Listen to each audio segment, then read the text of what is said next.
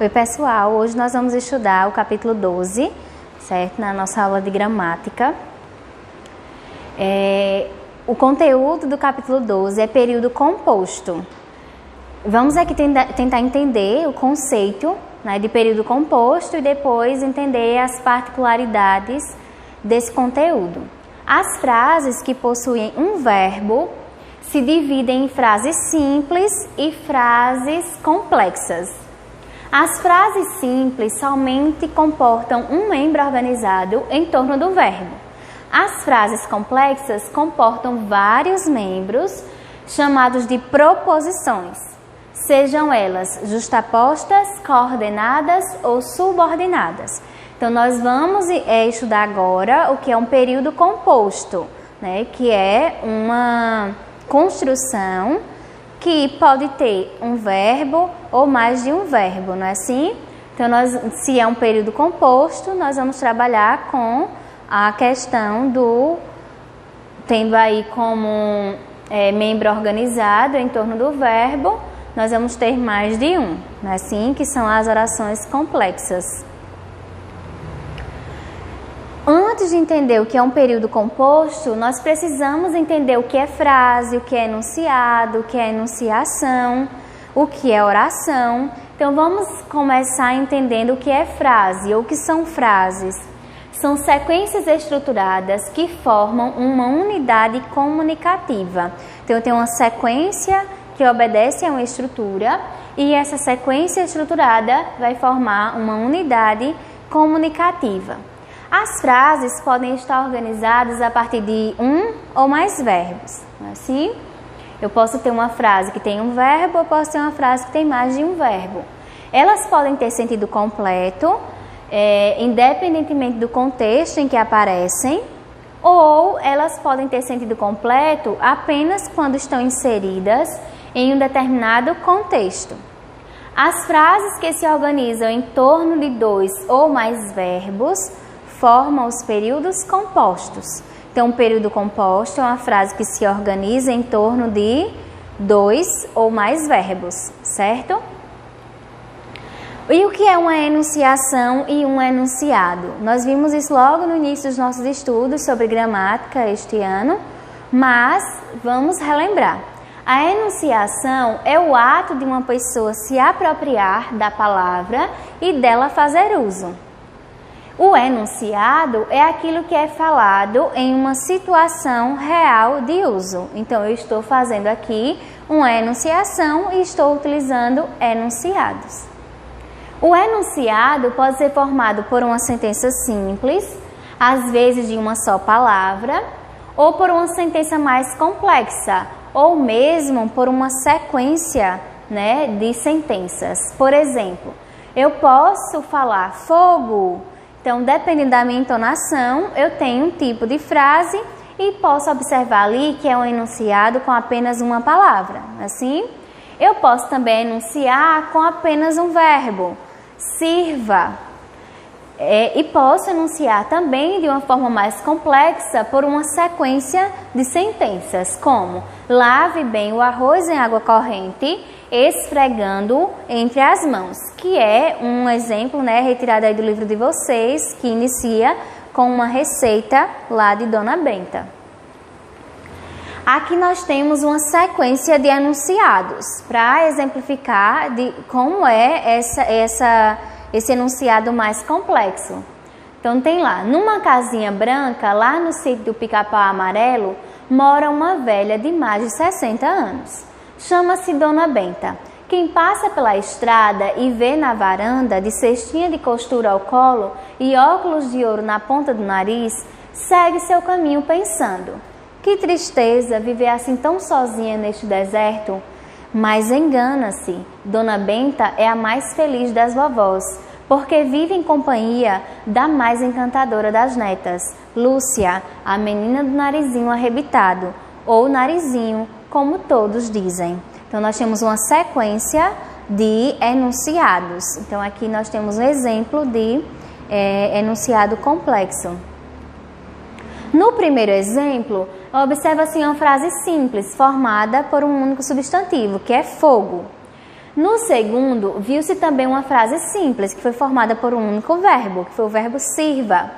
O terceiro exemplo, que é o verbo servir, né? O terceiro exemplo é formado por uma frase mais complexa, estruturada com 2 sintagmas verbais.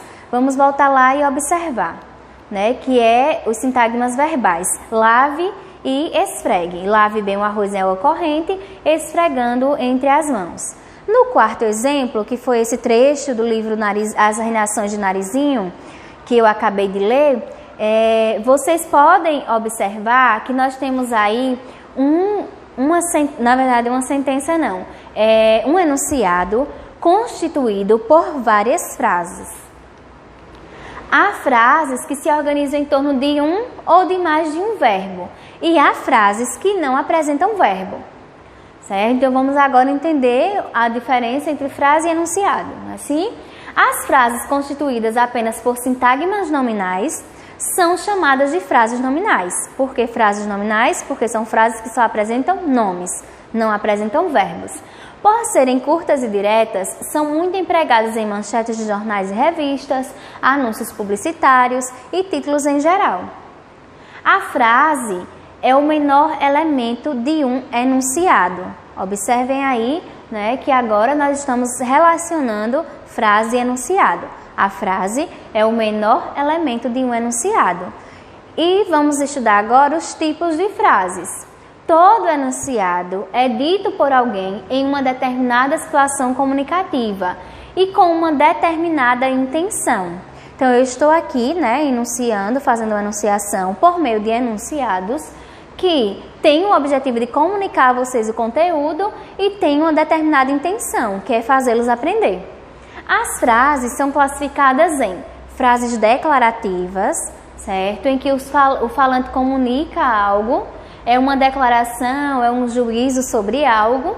As frases declarativas apresentam entonação ligeiramente descendente, como por exemplo, Dona Benta é a mais feliz das vovós, porque vive em companhia da mais encantadora das netas. As frases interrogativas, nas frases interrogativas, vocês vão observar que o falante formula uma pergunta. Então, as frases interrogativas, quando diretas, caracterizam-se por uma entonação ascendente, com o ponto de interrogação, por isso, interrogativa direta. Como, por exemplo, você conhece a biografia de Monteiro Lobato? Então, eu tenho essa entonação ascendente. As frases interrogativas retóricas podem aparecer como confirmação do que foi dito em uma frase declarativa ou como recurso para a introdução de um argumento ou uma definição ou mesmo um conceito. Como, por exemplo, ficou certo que escreveremos tudo hoje, não é? Então, eu estou trazendo uma retórica, eu estou fazendo uma pergunta que já tem uma resposta, que realmente escreveremos tudo hoje. As frases interrogativas indiretas, elas são marcadas, na verdade, pela entonação descendente e pela ausência de ponto de interrogação. Elas não começam por vocábulos interrogativos, como, por exemplo, queria saber qual obra de Lobato você está lendo agora. Observem que não inicia, né, com nenhuma palavra interrogativa, não termina com o sinal da pontuação, né, com a interrogação. Então, nós temos aí uma frase interrogativa indireta. Por quê? Porque nós precisamos aqui de uma resposta e é indireta porque não traz as características como a interrogação e palavras ou vocábulos interrogativos para iniciar a oração ou a frase.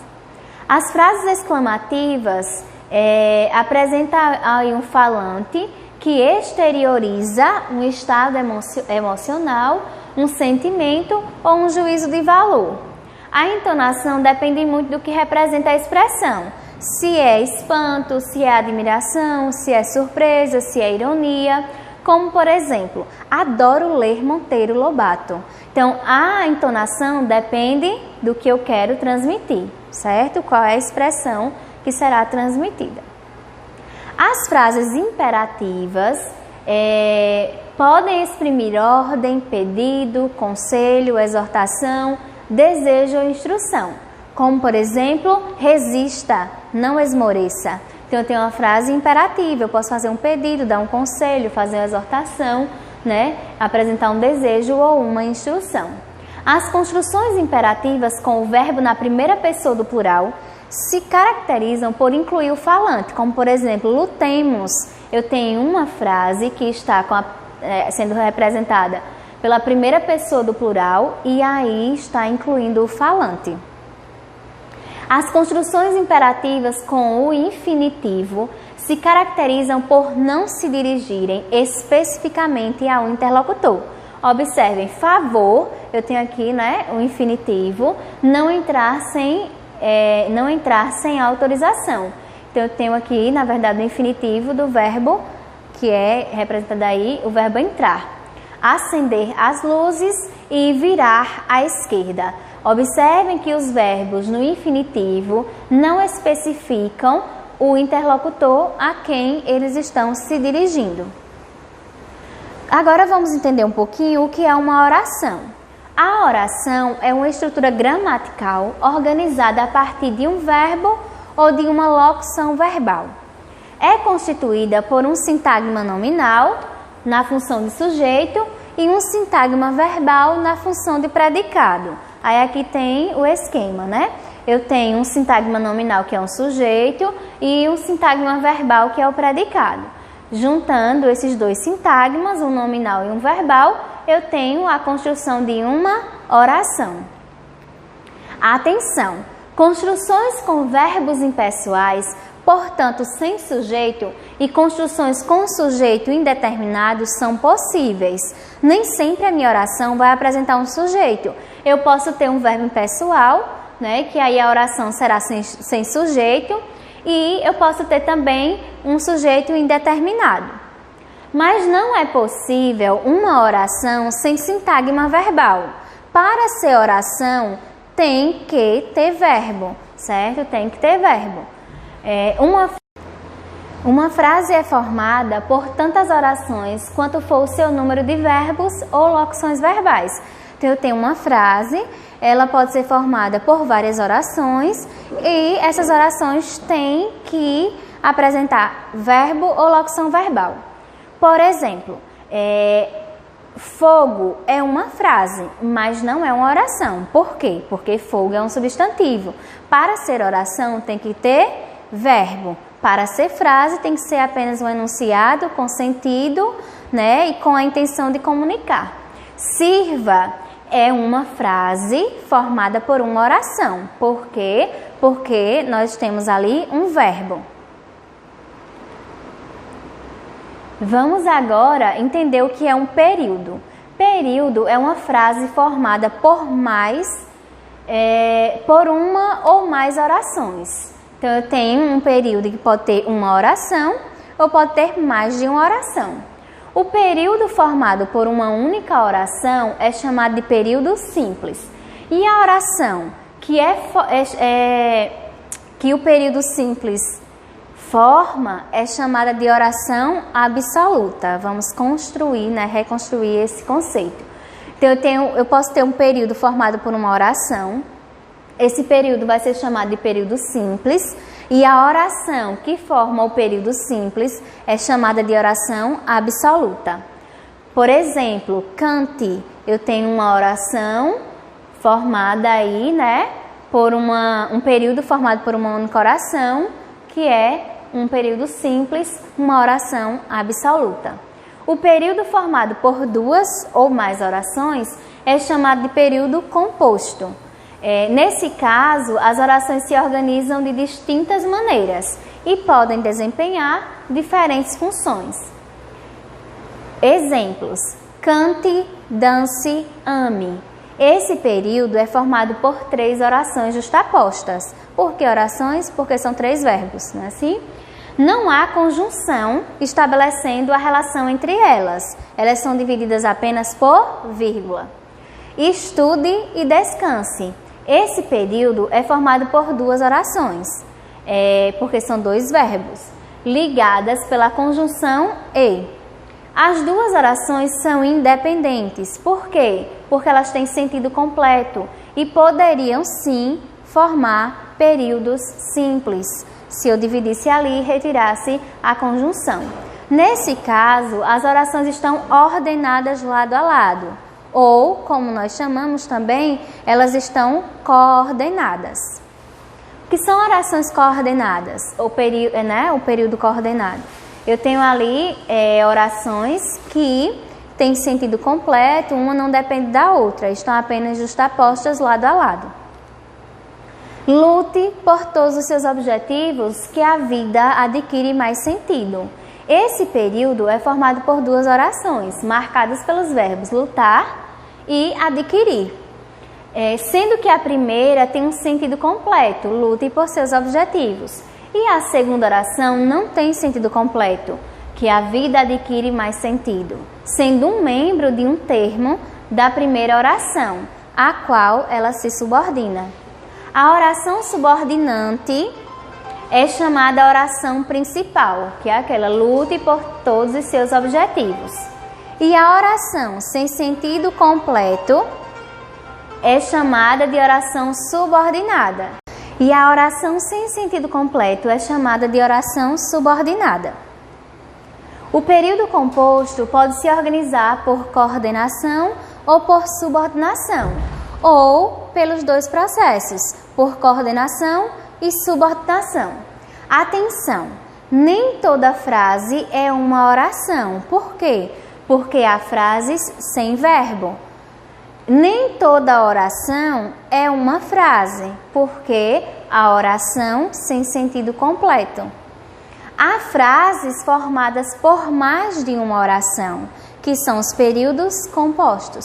Então, nós temos ali essas explicações, né, para que vocês compreendam melhor essa estruturação linguística do período composto. Então, nós observamos que nem toda frase é uma oração, porque para ser oração precisa ter verbo. Nem toda oração é uma frase, porque frase tem que ter sentido completo. E existem orações que não têm sentido completo, que são as orações subordinadas. E há frases que são formadas por mais de uma oração, porque eu posso ter uma frase com várias orações caracterizadas pelo número de verbos ou locuções verbais.